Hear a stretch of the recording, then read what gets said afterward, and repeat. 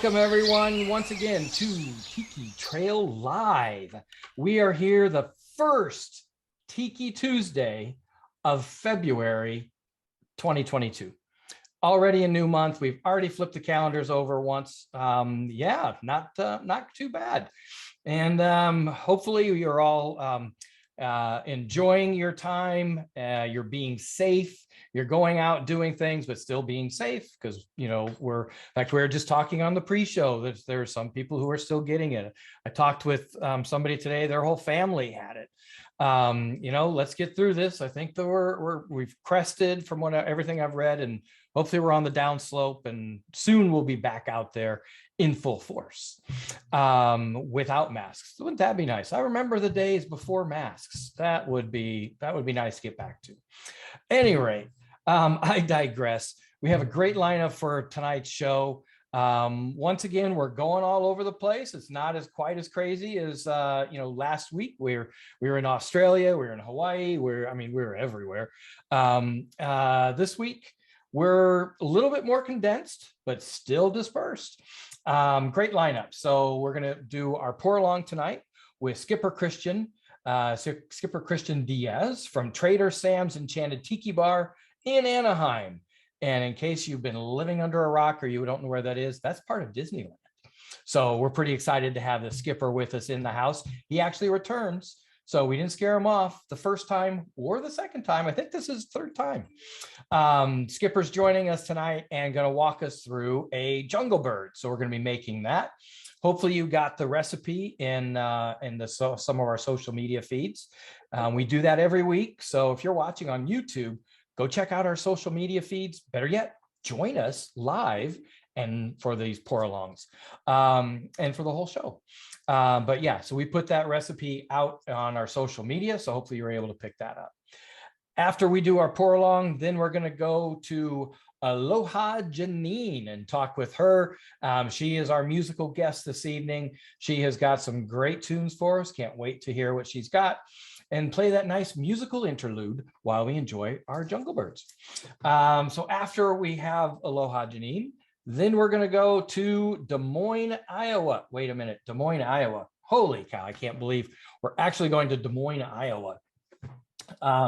Mitchell Spain with Mitchell Spain Ceramics. He's got some cool stuff. So we're going to be talking to him about what he's doing. Then we're going to go into our Makani Marketplace.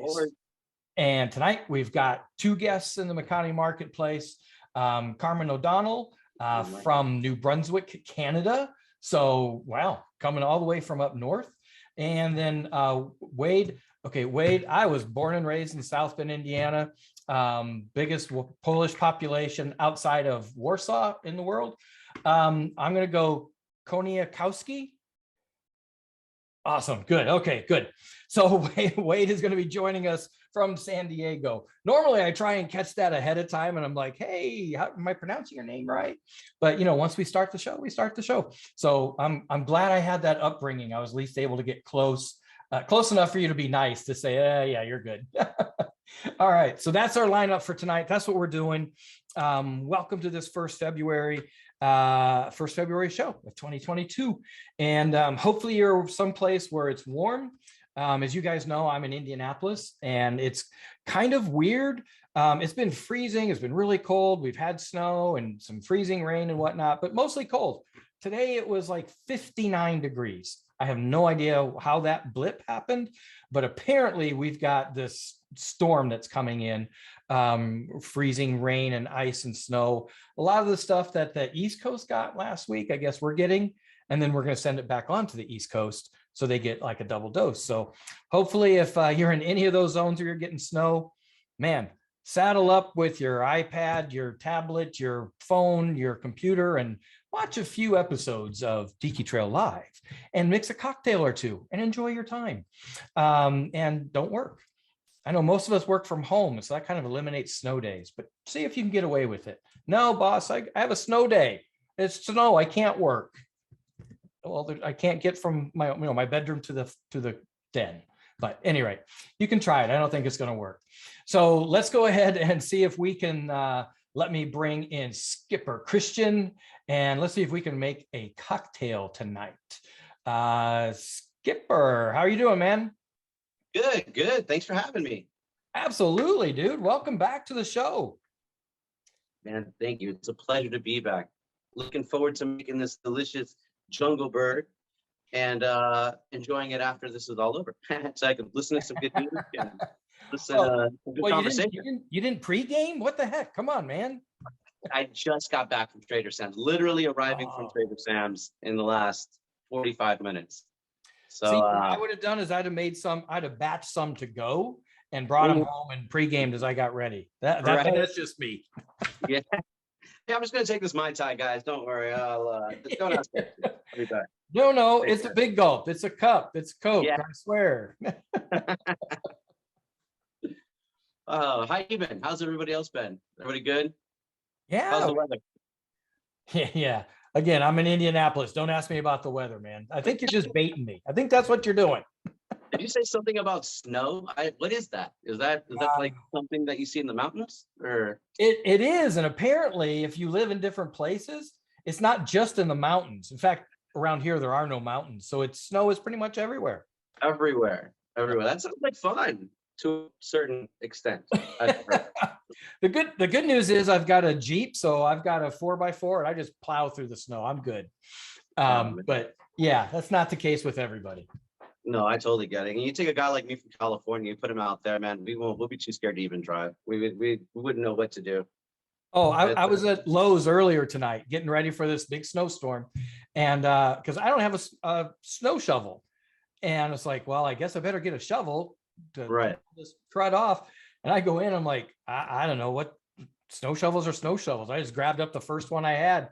My son, I see all these different ones. I'm going, well, is there like a thing to snow shovels? How this work? And then I was asking about salt, and they're like, "Oh, is this what you want?" I'm like, "I don't know. I'm from California. Yeah, I don't buy salt and shovels." Yeah. Everybody starts looking around and like, "Oh, welcome to Indiana." Yeah, bite me. We go to the snow for fun. We don't live in it. Like we don't have to. Yeah, exactly. We drive into it and then out at home, and where it's nice and warm. What a very interesting transition. That has got to be quite the transition, man. Whew, yeah. All right. Well, I'm going to shut up and let you get on with the Jungle Bird, dude. All right. Well, the Jungle Bird is actually pretty simple cocktail as long as you have the ingredients. The two main ingredients you're going to want to use is some kind of dark rum. Doesn't have to be Karuba, but some kind of dark rum. And you're going to need Campari. Campari is a bitter aperitif type cocktail. Liqueur. You can use it for all kinds of things. You can use it as an aperitif. You can use it in cocktails. You can even cook with it. It's not bad to cook with either. And then for your filler, so to speak, you're going to need a little bit of simple syrup. You're going to need 3 ounces of pineapple juice. And you're going to need fresh lime juice. Make sure that it's fresh too. Fresh squeeze, not from concentrate. Yeah. I just get one of those little limes from the store. Those plastic limes, you just squeeze the juice out. Does that work? Oh, those are terrible. Don't use them. Yeah, I know, aren't they? Oh, yeah. Oh, bad. So Campari is very bitter. And if you drink dark rum, there's a little bit of bitterness depending on the dark rum that you're using. So this drink can be very bitter if you don't follow the recipe to a T. The nice thing about this cocktail is that because you're using 2 sweet ingredients and a little bit of sour, it's going to take this bitter and it's going to just make everything very, very balanced. And it's just wonderful. Not only that, but it's really pretty too.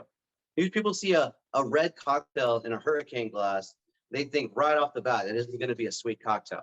And then they try it and it tastes completely different from what their mind and their eyes are telling them. And that reaction, that's what I live for. So let's get it started. So let's always start with our non-alcoholic ingredients, because if you make a mistake, you can always throw away things that are cheap. Whereas if you're wasting alcohol, you may not have a job behind a bar very long. So it's very important that you always start with your non-alcoholic ingredients. So I believe it's 1/2 ounce of simple syrup.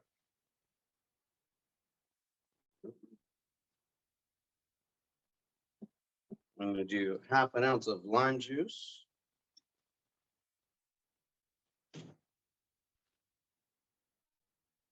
I'm gonna do 3 ounces of pineapple juice.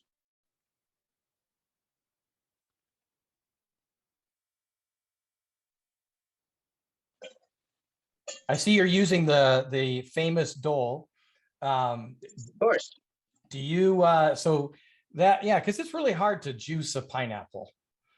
Yeah, well, yeah, exactly. And just getting, like I said, just getting home from work, I trust Dole. I use Dole every day at work. Yeah, it's exactly what I need. It's a little sweet sometimes. I'd rather get the unsweetened stuff. I believe this is unsweetened. No, but it is 100% from non-concentrate. And so that to me is what means more than anything. I don't like things from concentrate. I like as close as to juicing the thing myself as possible. Had I had the time, I would have juiced my own pineapple. That's actually something that I was like when the juices say made with natural flavors. Exactly. It's like flavors. No, I want juice made with. That's a little too abstract for Yeah. So next, let's get the rum in there. Get your dark rum. I believe it's 1.5. So let's go from this side. Here we're doing half. See, I really like these Japanese jiggers because they have the lines inside, and it's 2 and 1. 1 and 2. Sorry. So it's really easy, especially when you have to make a lot of cocktails. Really fast. And tiki cocktails can be, a little complicated when you have 12 ingredients in one drink or so. So you want to try to learn how to do things efficiently. So we want 3/4 ounces of Campari. Is that carbon? Well, you're saying they're Japanese shot glass or mixing cups. Sorry, jiggers. So they have lines inside of them. Yes. Okay. Yeah, so I can see where the quarter, where the half, where the 3/4 ounce, when you're hitting them. So it's a lot more precise. Yes. All right. Nice. Yeah, no, it's great. It's great. Those little tiny details make a huge difference. I got this at Barfly is a really good mark. So if you're shopping, Barfly, if you really want to spend a little more, you can go to like Death and Company's shop, things like that. Those are a lot more fancy, a lot more expensive. But yeah, Barfly's great. Anyway, all right, I'll get one. Now that we have our ingredients, normally I would use my 2-piece shaker, but I came home and couldn't find it. It's just one of those days. So I'm just going to use my shaker here, but I'm still going to strain with my regular strainer. My wife is kind enough to get me some ice from Sonic's. So if you have Sonic's ice, good for you. If not, just grab some ice. Cool. Sonic is awesome. It is awesome. He knows too. So fill up your vessel. Maybe do about 4 ounces of ice in your drink. In your shaker. And yeah, let's do it.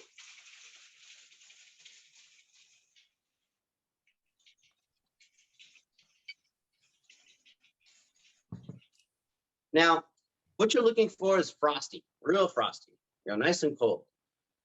What we're trying to do is we're trying to get oxygen and water into this bad boy. What we call dilution. And of course, the oxygen gives us a beautiful foam, which is exactly what we want when the drink begins to settle.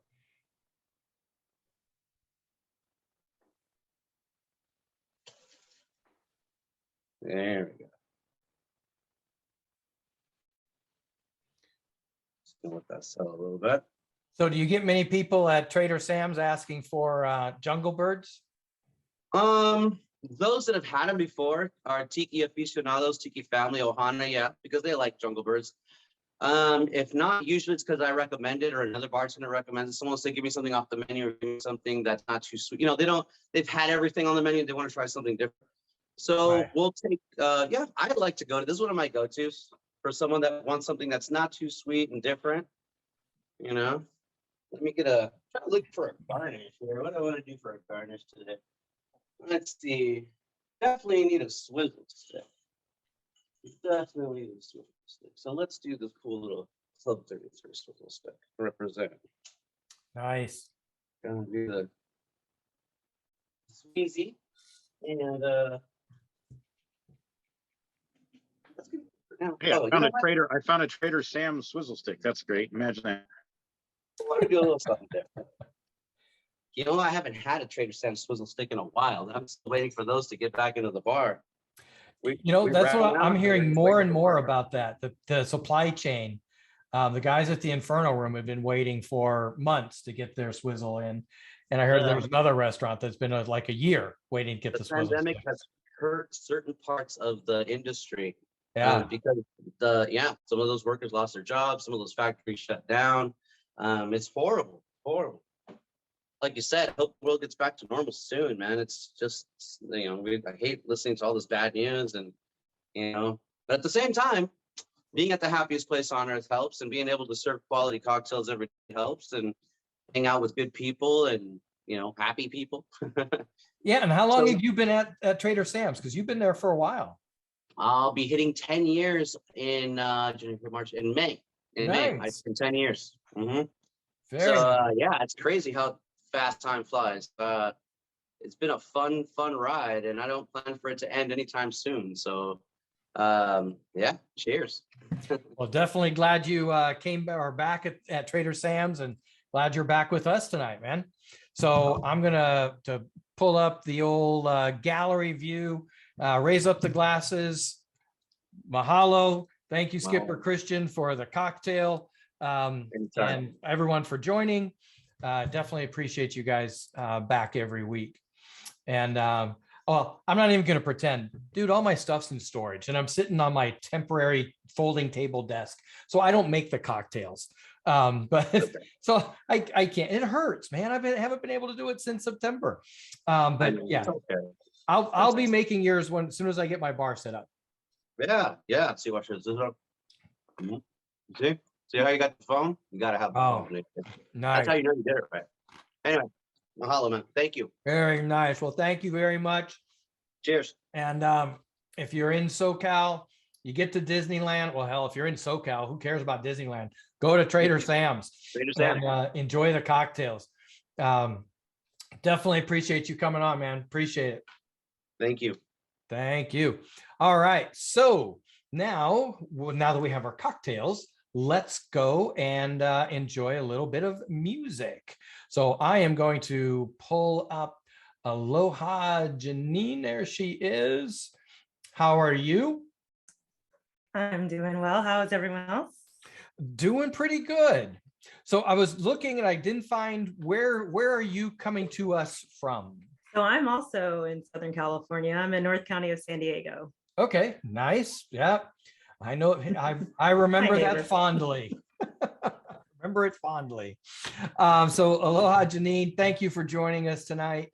Looking forward to your music, and I'm going to go ahead and just let you just jam it out so we can have some cocktails. All right. Well, what I planned to share with you guys tonight was in honor of Skipper Cristian's drink, Jungle Bird. So feeling very Disney and Jungle Birdish. Hope you enjoy these few songs that I put together for you. In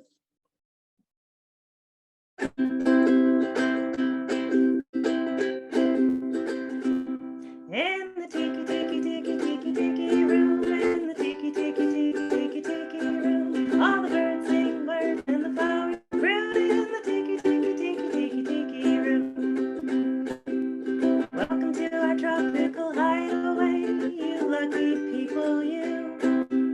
If we weren't in the show starting right away, we'd be in the audience too, all together in the tiki tiki tiki tiki tiki room, in the tiki tiki tiki tiki tiki room. The birds sing words and the flowers fruit in the tiki tiki tiki tiki tiki room. The boys in the back are calling the cause because of their claws, no, because they're macaws. And our fine feather friend is a jolly toucan, and two can sound better than one toucan can. The bird of paradise is an elegant bird. It likes to be seen and it loves to be heard. Most little birdies fly away, but the tiki room birds are here every day. In the tiki tiki tiki tiki tiki room, in the tiki tiki tiki tiki tiki room, all birds sing words and the flowers fruit in the tiki tiki tiki tiki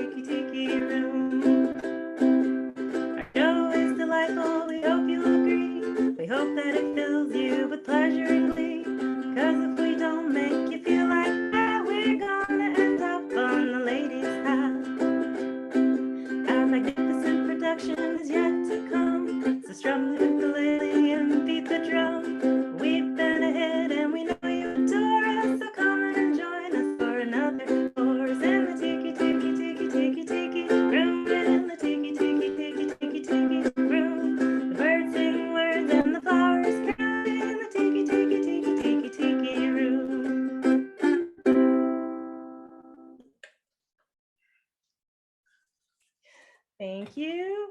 And then I'm right. Just wanted to let you know that. Thank you. All right. And then I've got one more little medley for you, sticking with the theme.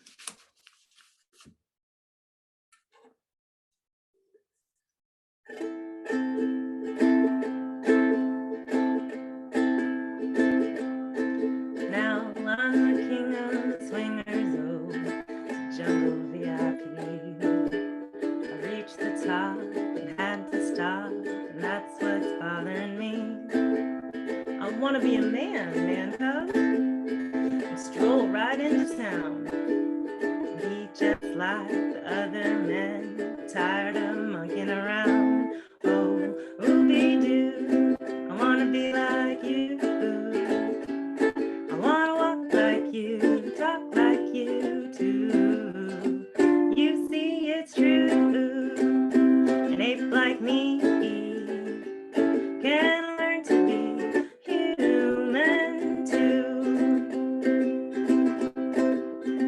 Look for the bare necessities, the simple bare necessities. Forget about your worries and your strife. What mean the bare necessities, old Mother Nature's recipes.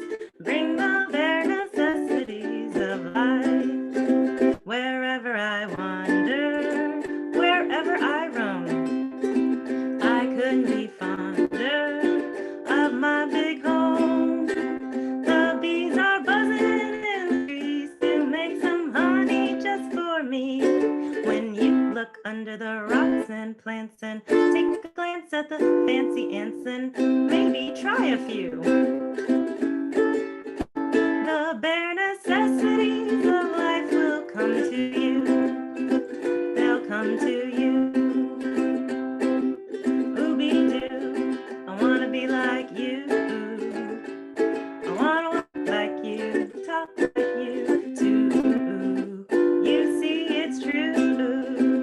Someone like me can learn to be like someone like you. Look for the bare necessities, simple bare necessities. Forget about your worries and your strife. I mean the bare necessities. That's why a bear can rest at ease with just the bare necessities of life. Ooby-doo, I want to be like you. I want to walk like you, talk like you too. You see, it's true. Someone like me can learn to be like someone like you. Can learn to be like someone like you. Can learn to be like someone like you.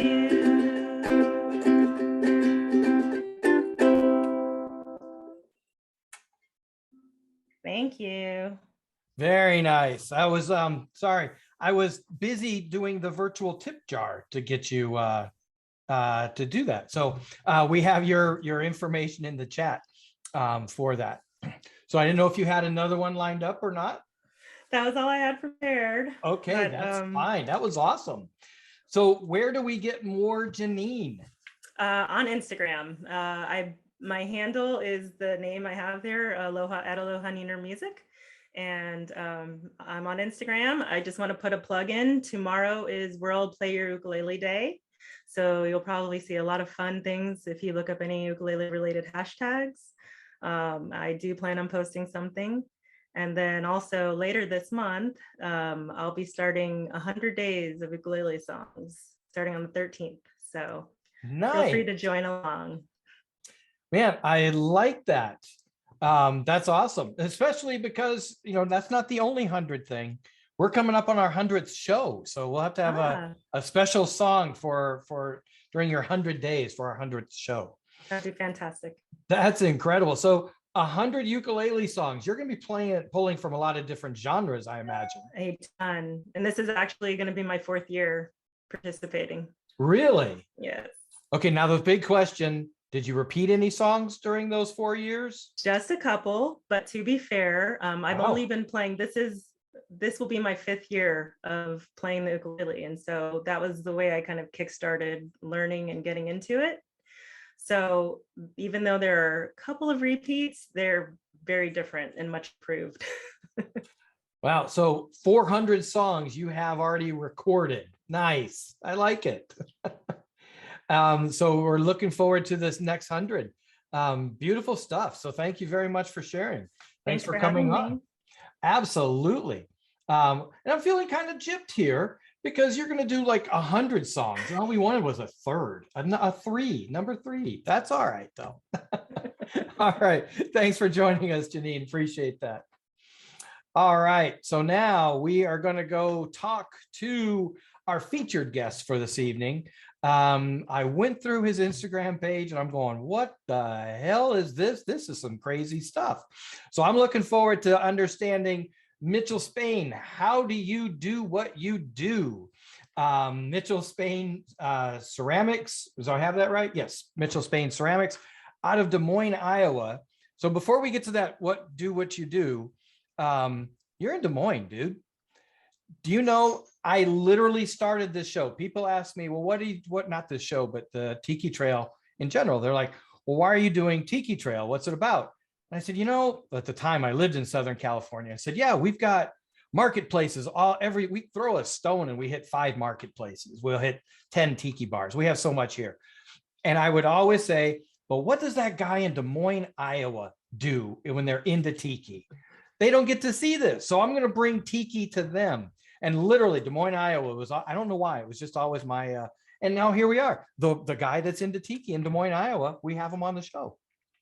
Probably because we're about as far from any ocean as you can get in the United States. It's like we're almost dead center. It's like it's right in the middle. So yeah, you are rather landlocked to say the least.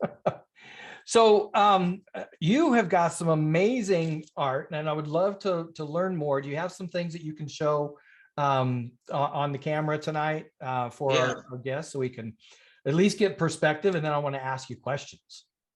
Yeah, for sure. So I am from actually just south of Des Moines, Norwalk, Iowa. It's a suburb, and I live in the country on my family's farm, and my kids are 5th generation to live on this land and in this house. So wow.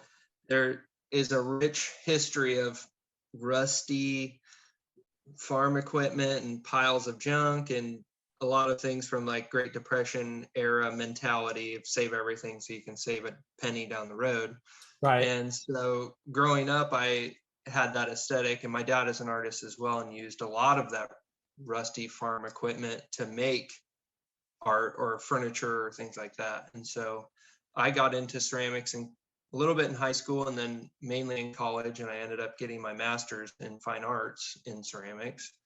And the aesthetic that I chose is, no surprise, is rusty cans and rusty things. And so I created a process to make threaded ceramics. And I make threaded flasks that have a threaded cap with a little silicone seal and porcelain threaded the neck as well. So that's where I started, kind of making these rusty cans. And that is ceramic. What you're holding is ceramic, not tin. Yeah, this is ceramic. It's all clay. And then the cap and the neck is clay too. So, and they seal pretty well with that little, completely well with that little silicone seal, but and they're fairly durable. You'd think it's clay, but I take them skiing and biking and to the beach, golfing, anything you can take them. So really, yeah, I would figure that they would break. Especially skiing. If I were to ski, I'd fall down a lot. So I would just figure I would break it. No, they're pretty durable. I mean, like this is a mug, and I use like I made a handle that looks like a church key can opener, and So it just looks like a rusty old beer can, but they're durable, you know, just like a normal coffee mug or like your plate and your any plate or anything like that. So pretty durable. So that's kind of where I started, and mainly what I do for most of my work is just rusty looking cans and bottles and things like that. And then my first foray into the tiki world was this label here. It says a tiki torch fuel, and this is an actual, based on an actual can. I'm sure many of you have seen. But, so that was like my first interested in that realm. And I got interested in it because in ceramics, there's like this connection between ceramics and tiki, because a lot of tiki mugs are made out of clay. And so there's this like two separate worlds, but there's connections in between slightly. And one of the connections I made was Henrik Van Ryzen and Denise with Van Tiki. And so we become pretty good Instagram friends, and he's got me interested in it. Just him posting everything. And so he's kind of who got me interested in the whole world of tiki. So.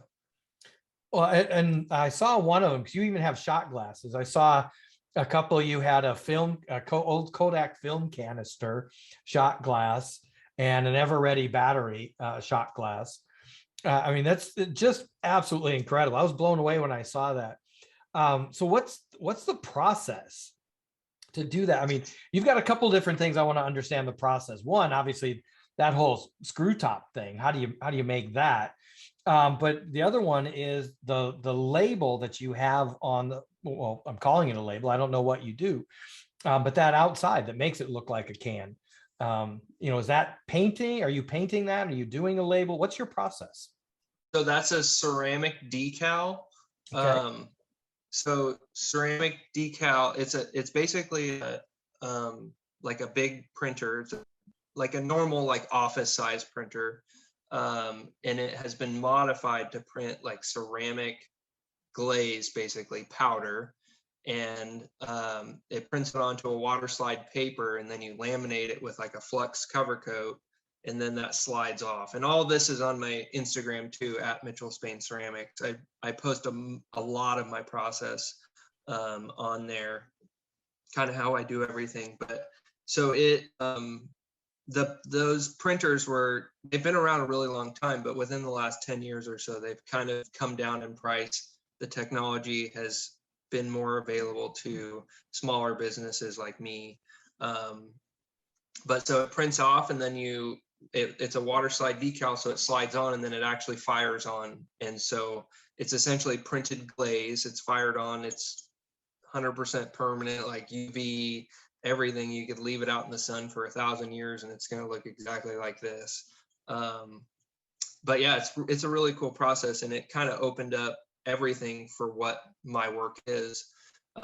In undergrad is when my school, University of Iowa, got a decal printer. And so I was making more wooden things like that look like out of clay that look like wood. And when they said, hey, we're getting this thing, it's a decal printer and blah, blah, blah, blah, blah. And I was like, oh, so I can make like a metal can. And so that's when I first started making the metal can. And then tying that into the threaded is I was making these metal like spice cans, like ginger and all these old like McCormick spice cans.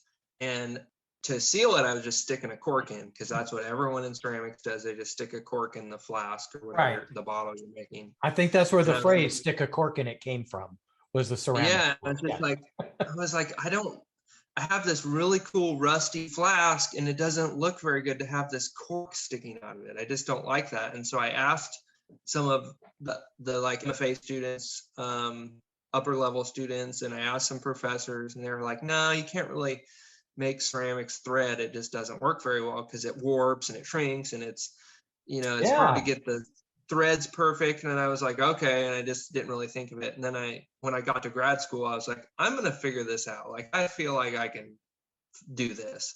And so I just like started trying to research everything I could find. I couldn't find hardly anything on threaded ceramics. And so I was sitting there thinking, and it like came to my mind, and I tried to write it down. And I forgot, like I couldn't actualize it on paper, what I had in my mind. And then finally I did, and I drew it, and I was like, that's it. And so basically it's like a slip casting process, which is how I make most of my work. I do slip casting.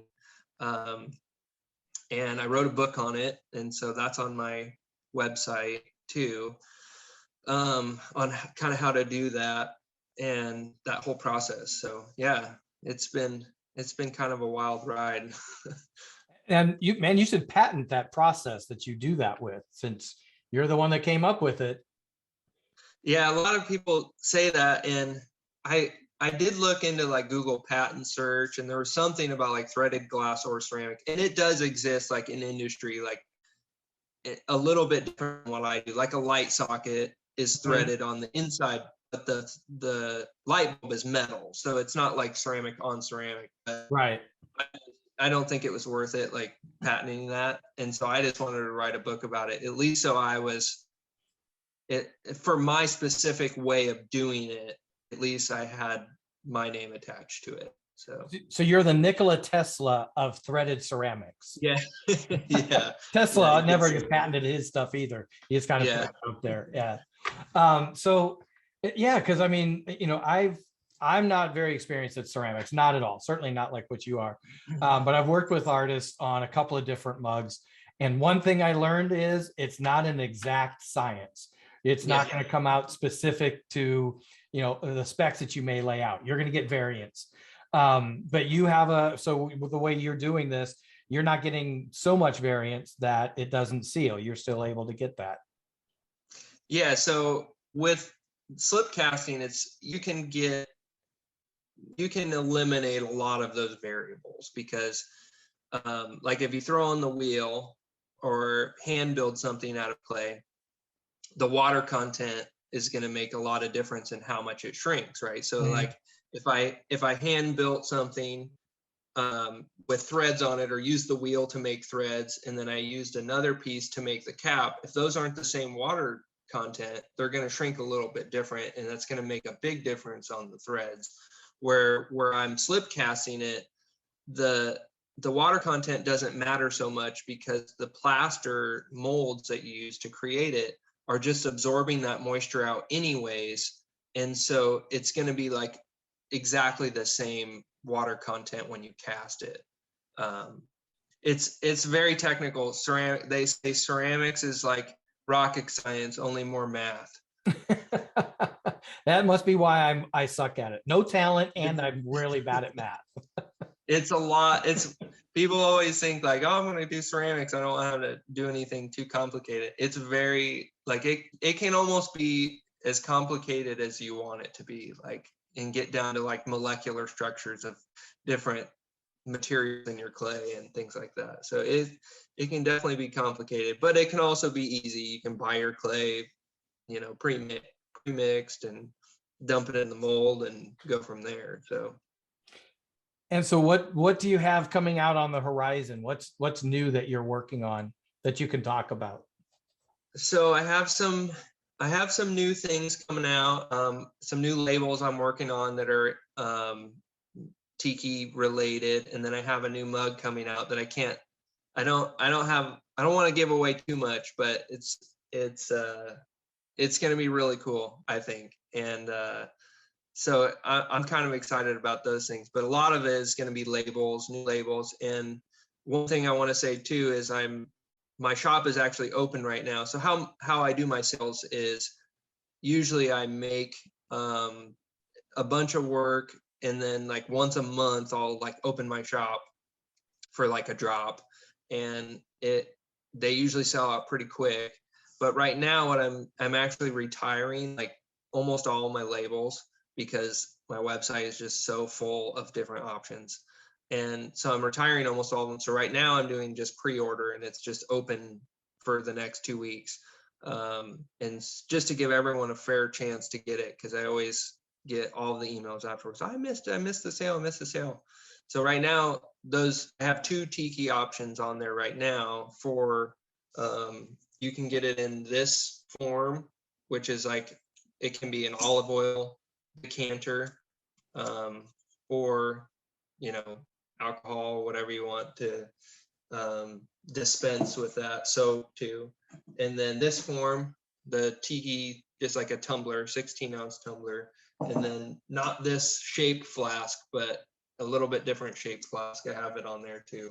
But yeah, I'm just working on some new labels to add to those different forms right now, and then some actually brand new forms that are more tiki related, or actually completely in the tiki style. So Well, with my bar and tiki bars with different themes. Mine is going to have an abandoned old place feel to it. I'm not going to go too much into it. So as I'm looking at your stuff, I'm going, oh my gosh, this would be amazing, because stuff that gets left behind, you know, would be the oil cans and some of these other things like you've done. So this is amazing.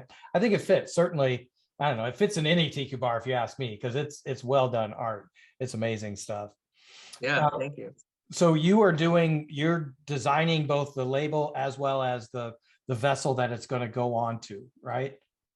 Yeah, so I create the forms usually out of clay or plaster or something, and then I make a mold of those, and that's like how I make my form. And then the labels, I usually draw inspiration from actual cans, but then I have to remake it all on the computer to fit my specifications for my can and colors and things like that. So yeah, I design everything sometimes based on real ones, but sometimes I just make them up completely too. But and actually I'm making a label for Inside Passage in Seattle right now, so they're gonna have some of my pieces soon too.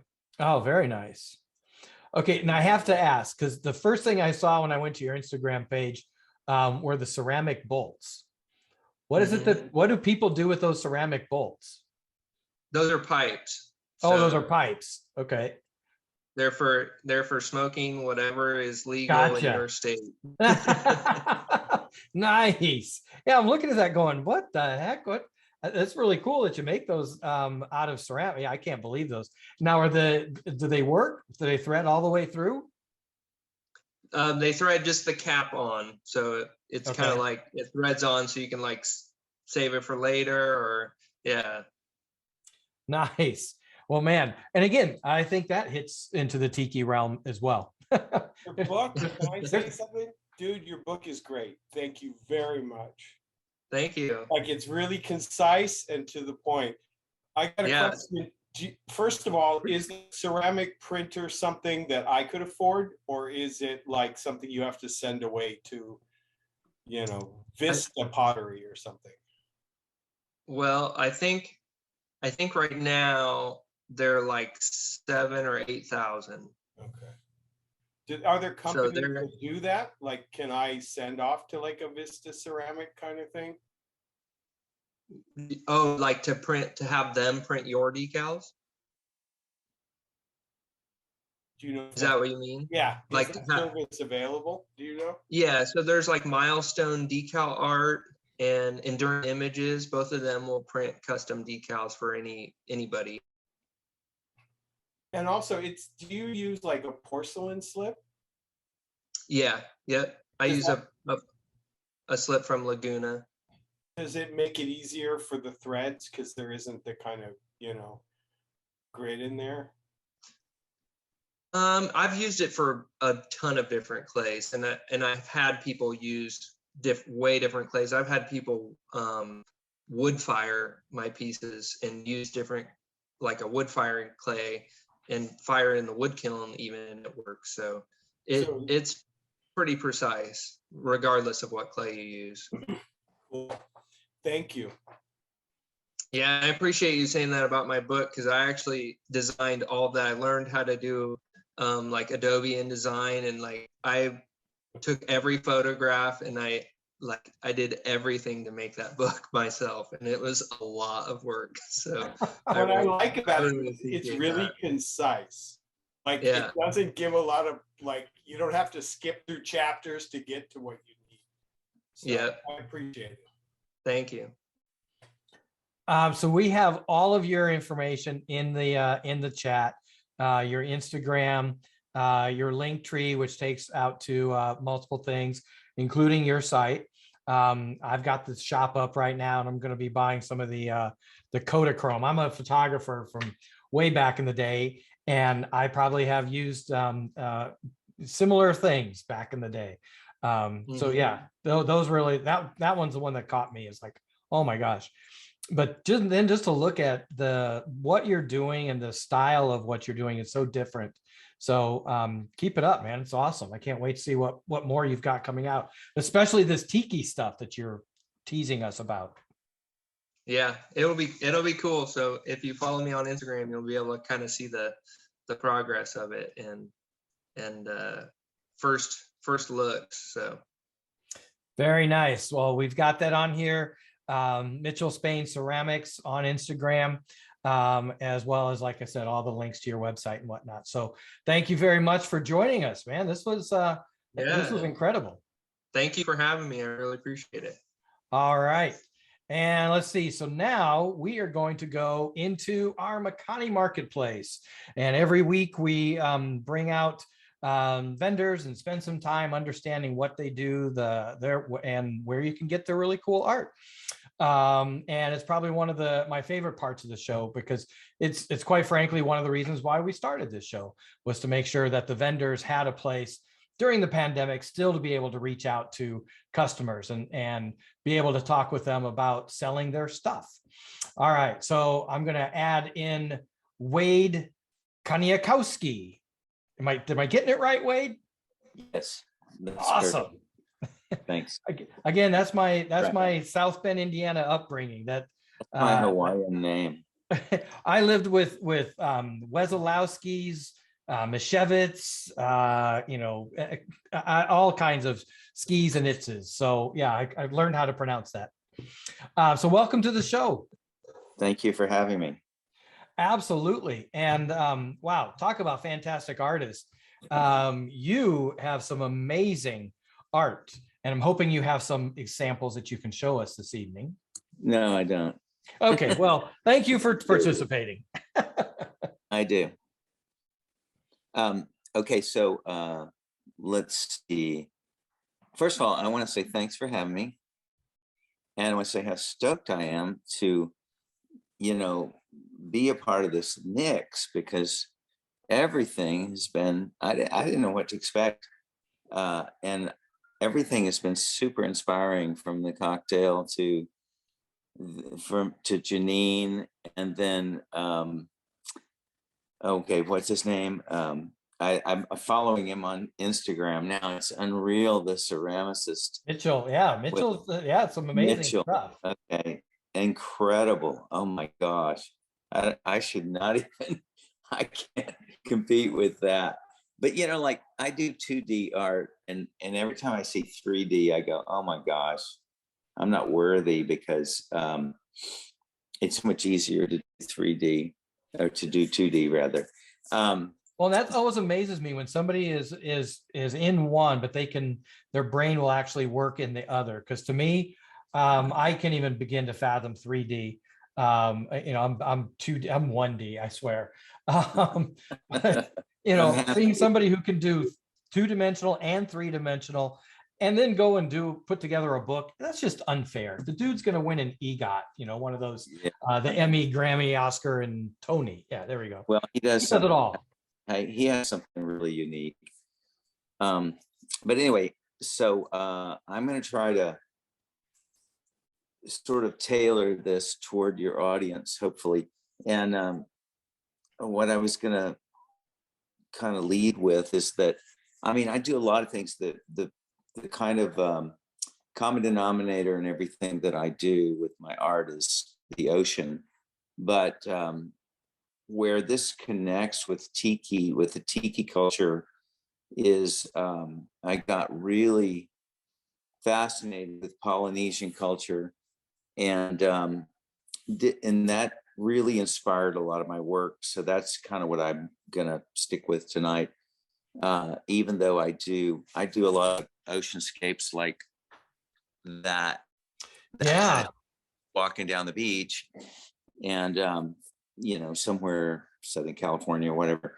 But I've spent a lot of time in Hawaii and some other islands, and so that's really that culture.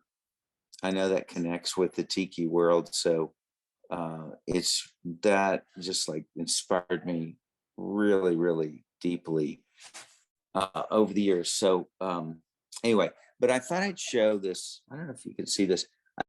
I do some mugs. This is Oh, nice. a Mai Tai glass I did recently. Do you guys know this guy named Gene McDonald that has South Pacific? Oh, everybody who's ordered glasses knows Gene. Yes, Okay, I thought he's a so. great guy. Yeah.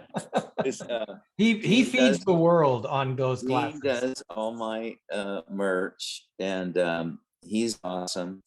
And I, you know, we don't do tons of merch. We sell. My wife and I have, you know, run this business, and my daughter, and we're mostly selling paintings in large prints or whatever for people's homes. But we got into merch. Gene pushed me into it. He was like, "Oh man, you know, you could be like Shag," and I'm like, "No, I can't be like." But in all these, he's real involved in Tiki Oasis in San Diego and Yep. other tiki, you know, festivals. And my friend Norm, I was talking to Norm Daniels today, and he goes, "Oh yeah, I've been on that podcast." Yeah, he's been And I'm on like, here. "Really?" Okay. So anyway, a shout out to Norm. And you still came on, even though he's like, "No, run, go. Oh, yeah. Don't go on that show. They're Okay. idiots." Shout out to Norm. I went to there's what is the name of that tiki bar? Valley in San High. Diego. Yeah, Bali High. And so I went the night that they released this cool tiki mug that Norm painted, and then this band called Creep Zotica. You're probably familiar with those guys. Yep. They played that night. It was really fun. Anyway, so yeah, I like the tiki world. But I'm gonna switch to. I'm gonna see if I can do this. I'm not that great with technology, but okay, we're gonna run through some Polynesian inspired stuff. Okay. So There we go. this kind of stuff is, Wow. is Well worth the wait. inspiring. Sorry about that. No, well worth the wait. That's So beautiful. this is a handmade frame and with a print of a painting and some maybe block prints and stuff like that. And same thing here with the handmade frame and more of a scenic. Surfing, I'm really into surfing, and that's a big part of my inspiration. These frames, hand carve a little bit of it, like you can see adding some shells and things like that. Tahiti and all the Polynesian islands are super inspiring to me. So there we have a little bit of that. I do this series about places I'd like to live. And I have friends in Hawaii that send me pictures of the old houses that are kind of just beat up and near the beach. They're way too close to the beach. They get washed away in the first tsunami or whatever, but I still love the dream of living there and having a house right there. Yeah. And surfing perfect waves. I did a series on years ago called Aloha Friday and did a lot of, so I paint wahinis. I love to paint the whole hula dancers, all that kind of stuff. You know, just flora and fauna that you'd find in tropical Wow. islands. The people of Polynesia are just fascinating to me. I have a lot of friends. I just love that, the culture, the history, you know, everything about them is just very inspiring, and just I just love it. I wish I was Wade Kahanamoku instead of Wade Koniakowsky. Anyway, and just the little places you might live like this are very compelling. Do you do any tweaks on any of that stuff for like Pan American Airlines or something like that, where Yeah, it's more, do. you know, because I see some of that. I'm thinking to because I've always wanted stuff like that. Old. I love posters. to do vintage. You know, the thing that intrigues me, and thank you for that question, is that in the 30s and 40s, all these illustrators got, you know, were set to work to sell Hawaii, and on the Matson cruise lines and all that stuff. And it's just beautiful art. I mean, you know, it was kind of like setting up Hawaii to be overdeveloped, unfortunately, but it was a golden era. And there's just tons of great art. I love that. And The advertisement type stuff. I mean, that's what that reminds me of. It just reminds me of that, but it doesn't have a plane in the background with some cool advertisement on it. Yeah, I was in advertising for a long time, not as an illustrator, art director and creative director. And so I'm real familiar with that. But yeah, I love I love to do vintage poster design. I probably hopefully I stuck some of that in there. This might be a little bit like, I don't know, this is kind of a modernized thing, but just you know, liking this girl, this Wahine, and mixing in some flora and fauna, and then scenes like this, that's Tahiti. And Jeff, that's what you need. He needs to do the wall on one of your bars. Yeah. Clean all that up and put that on end of your wall. Oh yeah, absolutely. Yeah, I've done lots of posters for surf contests and big surf events in Hawaii and stuff. And that's where you get to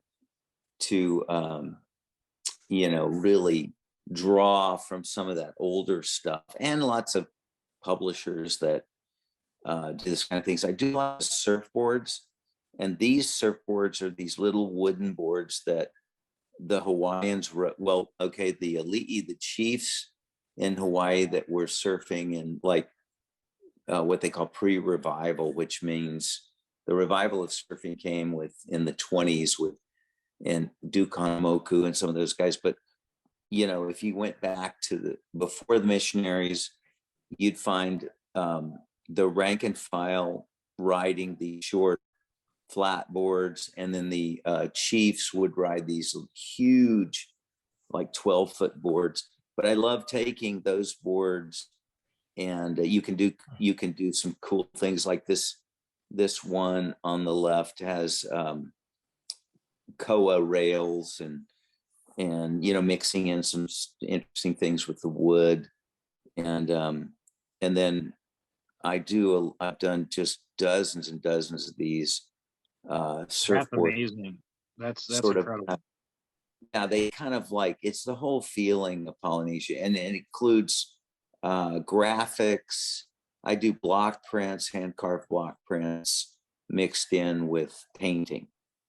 And that's after the board's been shaped, and so it's collaboration with a surfboard shaper, and those have been super fun. I still do a few. I did tons of them for years. Sold them in Hawaii. It's now Hawaii's a little bit, you know, it's really locked down, and it's expensive to ship stuff. But I still do some stuff. But at one time, I was in galleries all over Hawaii and on all 4 islands. And this kind of mood is like about sort of traveling to surf, and the adventure of that, and connecting with, you know, cultures and places where you'd find waves. That's a little low res, but anyway, love to do.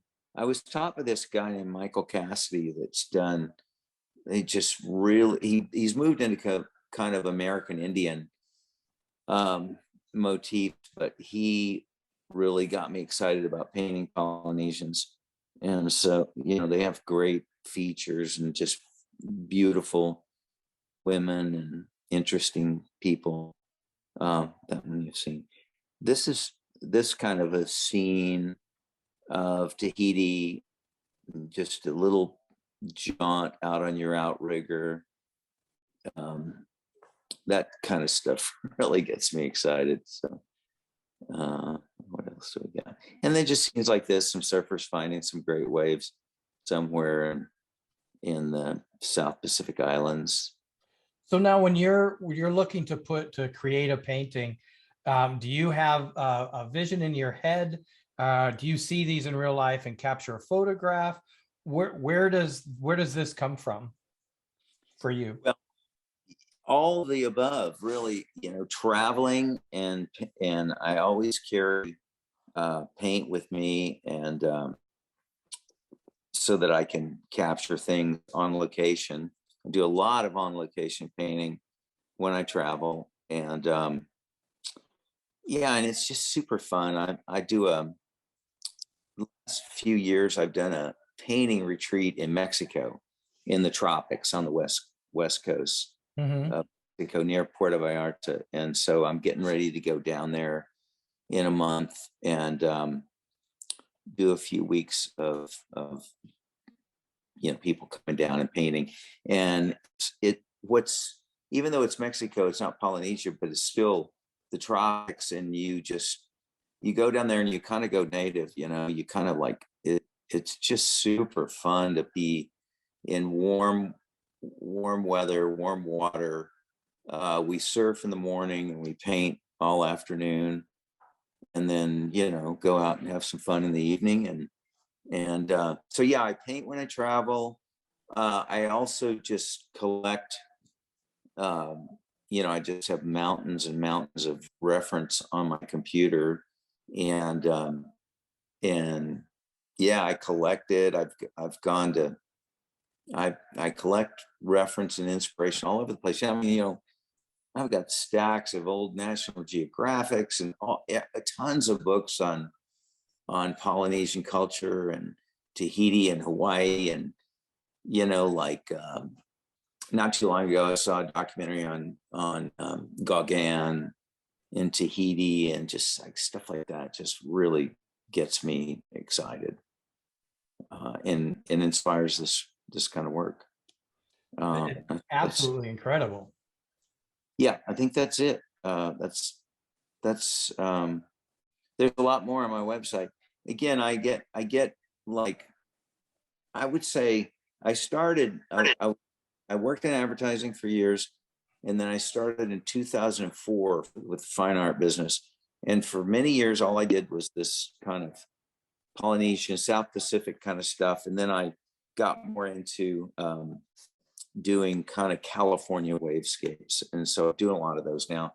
If you go to my website, or if you go to my Instagram, but I started another Instagram called Koniakowsky Tropical, so that I could have just nothing but the tropical on that. So there you have it. Did you ever do anything with tikis on them, or just the carved, like the, you know, Hawaiian types? Yeah, there's tikis. Tikis kind of come, you know, in and out. But you know, like Gene McDonald would take my art to Tiki Oasis, and it wasn't quite, you know, some of the guys, like I'm friends with Big Toe and Norm and some of the other Tiki artists that are more popular, and they go all in, and their stuff becomes a little more focused in that way. I'll just sort of have suggestions of that. Like I did a series, and I meant to put some of these on there of just like vintage, you know, I did a whole series on making up bars and restaurants in Hawaii that I would just make up a name, and, you know, like what you'd see them on matchbook covers and stuff like that. Yeah, can we buy prints of that stuff? I'm old, but I didn't get any of that. Any of that stuff's cool. If you can do prints on things like that, Yeah, You know, well, it's- just email me, and what I'll do is I'll just throw a little PDF together, and if you want anything, you can order it. Because I do, I love vintage poster design, so that I do have that. It's just, when you do, I don't know, I'm kind of prolific, so my website only shows like about 1/10 of the stuff I've done.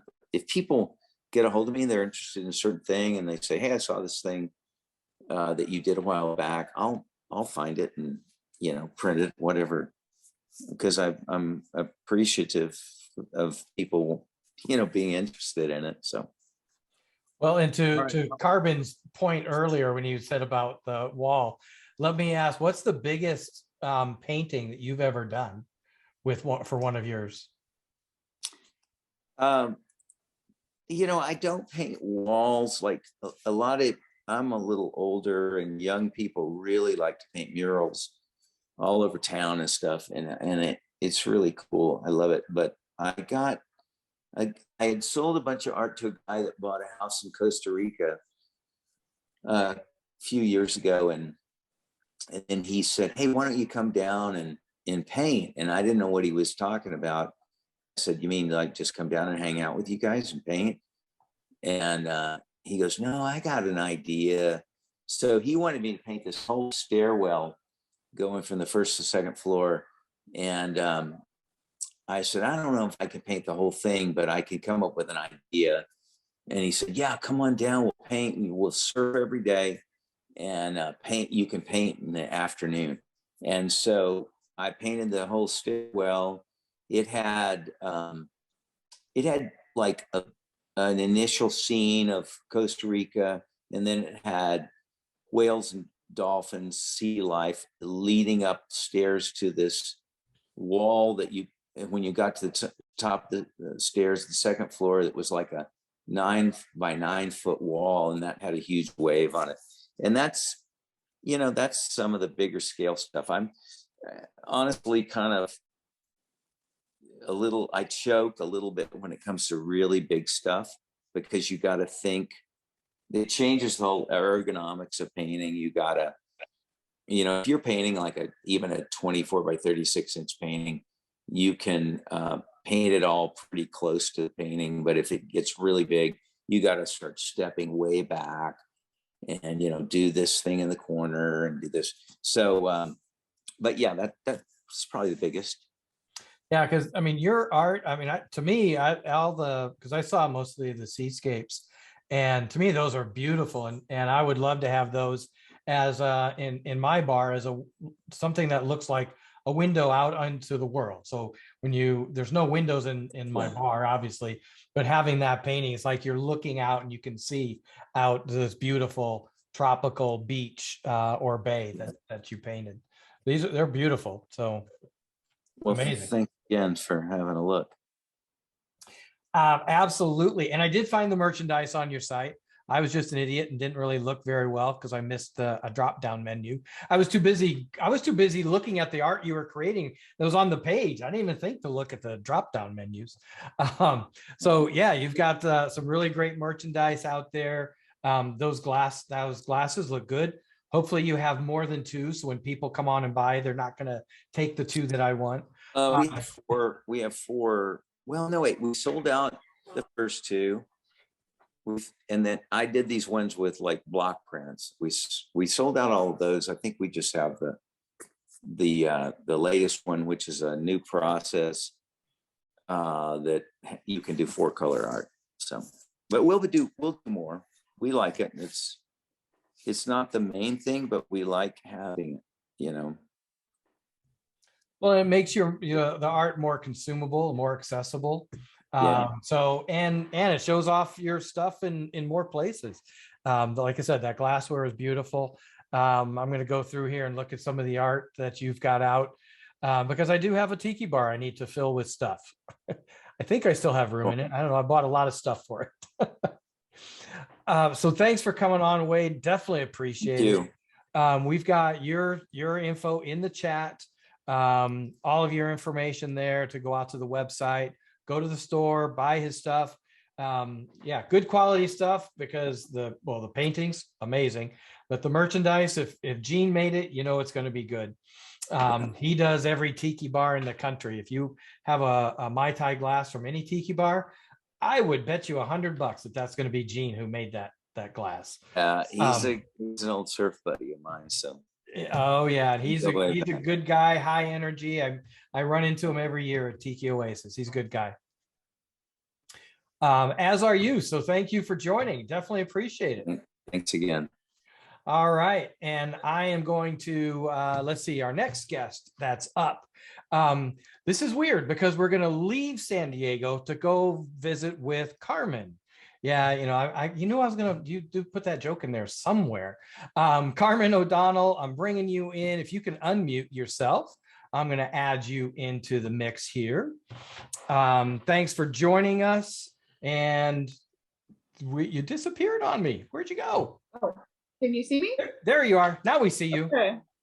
It's like you can either see me or hear me. You can't do both. Yeah, one or the other. Yeah. So we have Thank you so much for having me. Absolutely. And you're representing the international realm tonight because you're coming in from New Brunswick, Canada, town of Fredericton. Is that right? Wow. Yeah. All right. Up north, where I'm assuming it's pretty cold up there, cold, snowy. It's freezing here. I think it was like below 25 today at one point. Oh, wait, So- is that Celsius or Fahrenheit? That's Celsius. Okay. Whew. Yeah, that So, I don't was know scaring what- me. Oh yeah, don't Yeah. make me do math. Like I said before, I have no talent. It's cold though.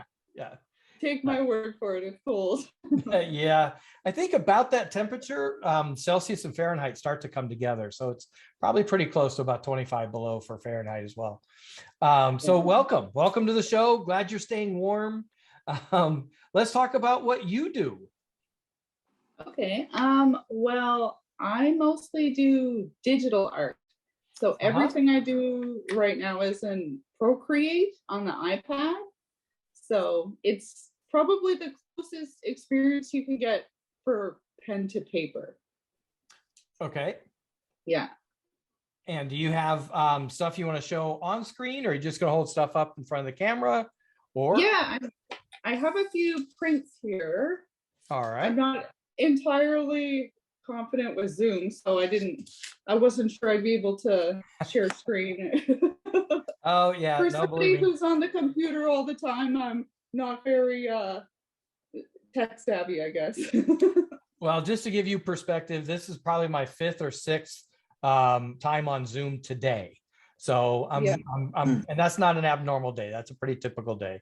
So yeah, I'm kind of Okay. skilled at it. Well, these Zoom meetings also are a lot more fun than the Zoom meetings most people have.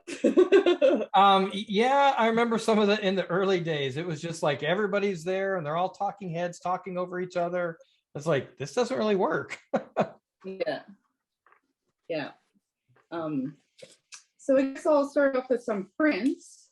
So these were some two ones I made just special for today from my shop. Oh, if you want to lower that one. Oh man, Now I wanted to ask, because when I saw your style, I was trying to pinpoint where your influences came from. They kind of come from all over the place. I guess whenever I draw something, I just want people to feel like they're watching like Saturday morning cartoons. So Yes. Yeah, because I was Yeah. thinking, what was the one with the dog and the kid, Sherwin and the dog, that one. oh yeah. Yeah, I'm bad at those things. Somebody will tell me in the chat and I'll be like, oh, that's what it is. But yeah, so when I saw it, it's like, oh my gosh, this feels so Yeah, familiar. Peabody and Sherman. I Yeah. told you that they would tell us in the chat. It feels so familiar. That's one of the things I love about your art. Yeah, Rocky and Bullwinkle is another, I'd say probably my biggest influence. And it's funny, people have asked me, did you grow up watching that? But I wasn't even born for a lot of the mid-century stuff. So I was born in '88. So I guess I'm just watching it now as an adult. Kind of funny, but Well, aren't they from Canada? Aren't they in Canada? Isn't that like a Canadian? You have to watch that show. It's part of your education. I think so. I think that's part of it. Yeah. Yeah. So show us So- some more. You have some Oh, yeah. awesome stuff. So this is a jazz piece. So I have started a jazz series. I don't have them all printed.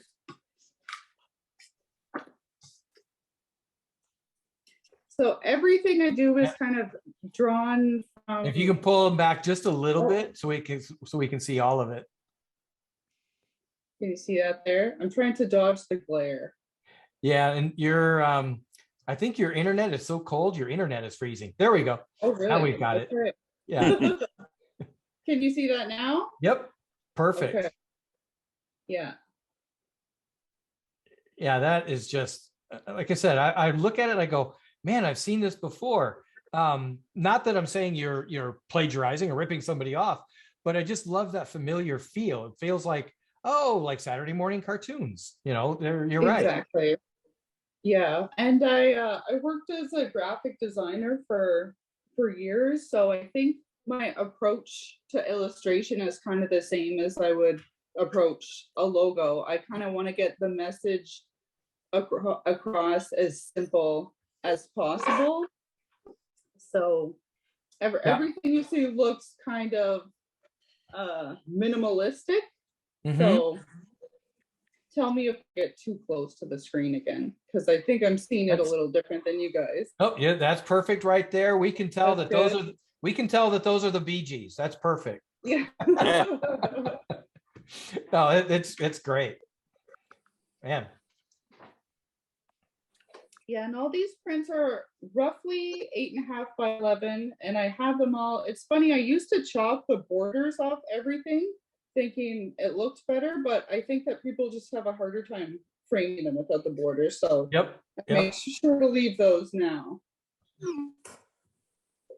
And they're all Nice. cardstock too. And you says those are which dimensions? They're 8.5 by 11 cardstock. Okay. So I was making sure that you weren't using that funky A4 paper. No. I try to make it easy to frame. And most of this stuff, I like to, when I frame it in my house, I just do it in like those studio steel frames. I find you could just go to Value Village and find something for like $2 and it makes it look pretty sharp. This one is probably one of my favorites. I think this was the first one that I did that I felt like I was starting to accomplish the style that I was going for. Very nice. Yeah. Yeah. Oh, the shrunken head one, Cosmic Dracula. I don't have it on me right here. I actually meant to print it today. That's so funny because I thought the shrunken head would have been perfect for today, but maybe next time. But yeah, so this was the first one I did. So I'm honestly still pretty new to illustration this way. Like I said, I was a graphic designer for many years, and I always did art, I guess, art design, however you want to say it, for somebody else. And I really ended up just not enjoying myself anymore. I kind of lost desire for it. Mm-hmm. And my husband and I were both working from home. I was working for a publishing company. He was doing IT, and it's funny, during the pandemic, we got out of the house. So I was like, I don't want to do art for a living anymore. I just it doesn't make me happy. So I went and I got a different job for a day job. I work in education. And yeah, so now I find that I'm doing just what I like. I'm not saying yes to everybody like I used to take on every project just for the sake of saying I'm doing it, I'm making a living. I thought, to me, that used to be what success was, because I went to school for it. That it was my dream to be a graphic designer and create for a living.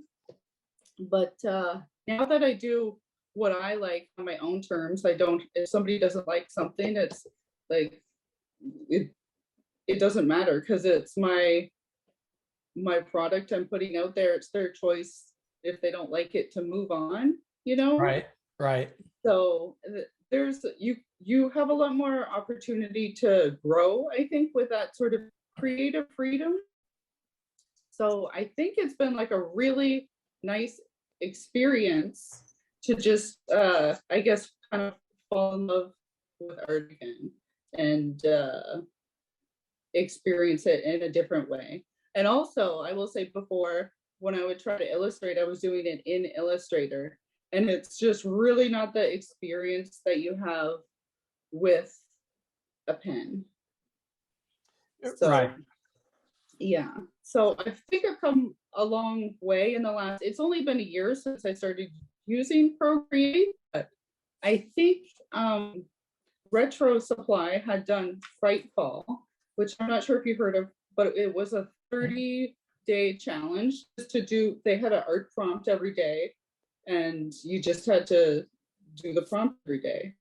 And it sounds easy enough, but when you're putting something out to the public, you really want to, like, you don't want to embarrass yourself. You don't want to put something, I don't know, something subpar, you know, so there's like kind of a standard you want to meet because you don't want to embarrass yourself. And it really pushed me to kind of evolve my style, and I can create so much faster, like something that would have taken me, this was something I did before Frightfall. I think it took me like 2 days or something to do it. And now I could do something like this, I could probably do in like 20 minutes. You know what I mean? So right. I think it's like a muscle that you exercise the more you do. And now, like, I used to have to push myself so hard to creatively get in that headspace. And now I have 2 kids and I'm full time, and I just, like, when I come home, I feel guilty because all I want to do is design. Like, I just want to draw. I don't ever want to put the iPad down, you know? So, and I think that that's good though, to kind of love something so much, you know what I mean? That you don't, like, I feel like I can't help myself from it now, you know what I mean? So, right. Yeah, I try to get my kids involved, and my daughter's only 4 and she's actually very good in Procreate, funny enough. It's actually really good for kids. I have a 4-year-old and a 2-year-old, so. What? Yeah. Great. So you've taught your 4-year-old how to use Procreate. Now I feel like a total idiot because I can't manage that at all. She kind of taught herself, but. Oh, that makes me feel better. Thank you. It's so easy. A 4-year-old can learn it all on their own. Well, that's amazing stuff. So now are people able to reach out to you to commission art as well? That's one thing I'm kind of being really careful about now too, because like I said, like, I have 2 young kids and I wish that I had more time to do that. But right now I'm just kind of doing selfish projects for me. But I think in the summer I'm going to start taking on projects. Yeah. Well, very nice. Love your work. Like I said, it just has that familiar feel to it. It takes me back to my childhood days of the kids Saturday morning cartoons. So that's why I'm glad to hear that that's where your influence comes from. It comes shining through. Good. All right, and we have all of your info in the chat, so we can get out to your website. We can see the art that you've got out there, and yeah, go out and visit. It's amazing stuff that Carmen has put together. So thank you for coming on. Definitely appreciate it. Yeah, thanks. I really appreciate being here. Like I said, this is definitely the funnest Zoom call I've ever taken part in. Well, sure. Good. I'm gonna take that quote and I'm gonna put it in all over our social media. Thank you very much. I appreciate that. Yeah, we enjoy it. We have a good time week in and week out. 95 weeks now. Oof, man, I can't believe that. Yeah, crazy. So thanks for joining us. Definitely appreciate it. Yeah, thank you. All right, so that is our show for tonight. Man, amazing talent, and from the mixology all the way through Carmen in Canada. It's supposed to be in San Diego. All the way through everybody that we talked to. Mitchell, Wade, thank you very much. Janene, Aloha Janene, thank you. Mahalo to all of you that joined us tonight. Great group of talented people. And speaking of talented people, I am looking for Sam. She's hiding now. I'm going to bring her into the spotlight. There she is. Aloha, Jeff. How's it going? Good. How are you doing? I'm doing great. Okay, as we're sitting here, I'm thinking back, out of the 95 episodes, there are a few things that like pop up every once in a while, like memorable moments. And one of them is you sitting in this exact same spot and Anthony walking by, I'm hoping wearing pants, but appeared to be like he was just a naked guy walking by. So yeah, so I'm a little worried. Anthony's got all those clothes on tonight, right? He always does. Okay, good. So great group of people again tonight. I don't know how you do this. I was just talking with Vicky tonight about it. It's like, man, it's a great, cool group of artists. Once again, I don't know where she finds them. And so now that show's in the can. Now what you got for us? What are we doing I'm next glad week? that you asked, Jeff. So we have another great musical guest next week.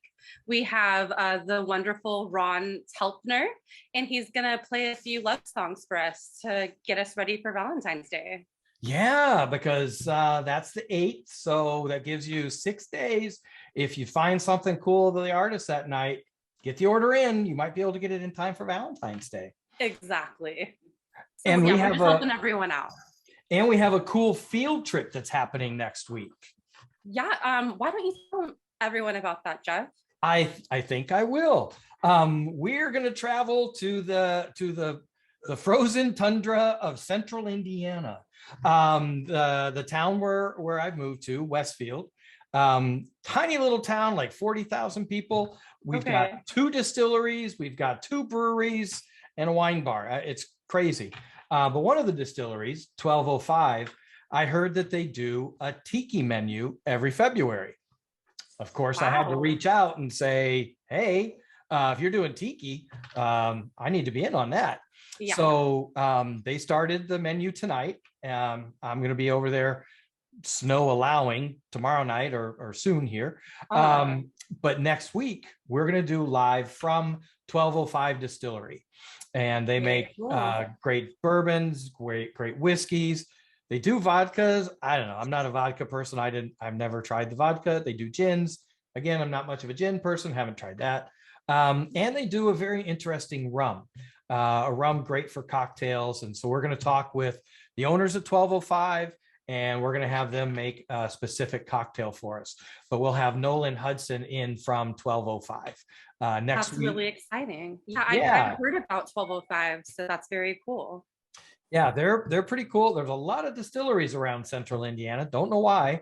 I think maybe because of the harsh winters, we need the bourbon and spirits to keep our spirits up. But yeah, that's what we're going to be doing next week. And so looking forward to that. I love meeting the craft distilleries. Like we had the folks from Colorado, and we've had folks from Hawaii. So yeah, it's just continuing on that theme of the craft spirits. And so that's what we'll be doing next week. Yeah, looking forward to hearing your perspective on everything. Yeah, and yeah, it should be good. And I made sure that, hey, you might close a little bit early, but we're going late, so they're ready for us. So yeah, I'm looking forward to that. Nice. I can make the cocktail. Yay! Thanks. Yeah, and I'll make sure that Nolan and whoever our mixologist is that night will talk about good drinks for their rum. Because I've talked with them. I mean, it's not really a sipping rum. It's got a good taste to it. He'll talk more about it, so we'll go into it more details then. Great taste to it, and I've had it in some cocktails. Love them. So we'll talk about that. Very cool. All right. Well, thank you, Sam. Definitely appreciate you and all the work that you do. Thanks, Jeff. All right. And that does it for the very first Tiki Trail Live in February 2022, February 1st. You know how cool, I saw somebody put a meme out on Facebook a while back and said 2/22/20 or 2/2/22 is going to be on a Tuesday. Well, no, they kind of missed it. It's actually 2/22/22 is on a Tuesday. So we've got that going for us. And that night we're going to have obviously that just sparks a twofer night. So Sam, when we get our mixologist set up for the 22nd, we've got to hit that mark. But anyway, we have to wait 3 weeks before we hit that magical twosome there. But tonight, February 1st, we enjoyed a great cocktail, had some great company. And now, as we always do each week, is we sign off the air here and then we continue with an after party. So if you're watching this on YouTube, mahalo, appreciate you. Make sure to hit like and follow and subscribe and all that other stuff that you do there. But do join us every Tuesday night. We're here 6 o'clock Pacific, 9 o'clock Eastern.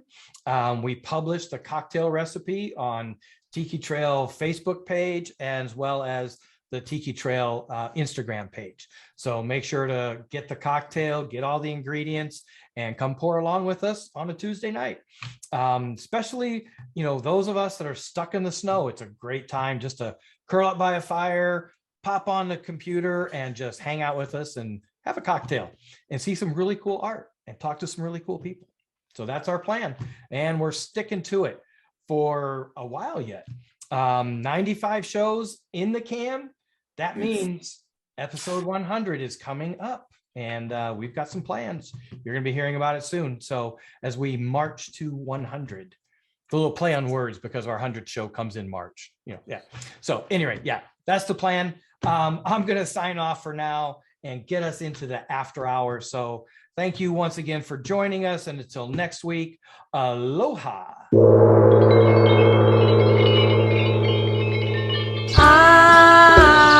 Tiki Trail Live.